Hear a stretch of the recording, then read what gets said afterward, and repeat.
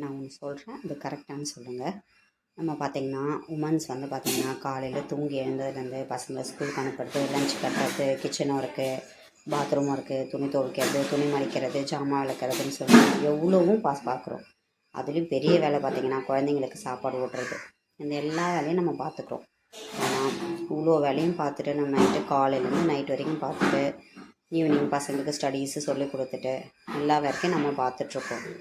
ஆனால் வீட்டில் இருக்கிறவங்க என்ன சொல்கிறாங்க, நீ என்ன வேலை பார்க்குற, காலையிலேருந்து நைட்டு வரைக்கும் நாங்களாம் ஒரு ½ செய்கிற வேலையை நீ காலையிலேருந்து நைட்டு வரைக்கும் பார்க்குற சொல்லிட்டு ஒரு வார்த்தை சொல்கிறாங்க.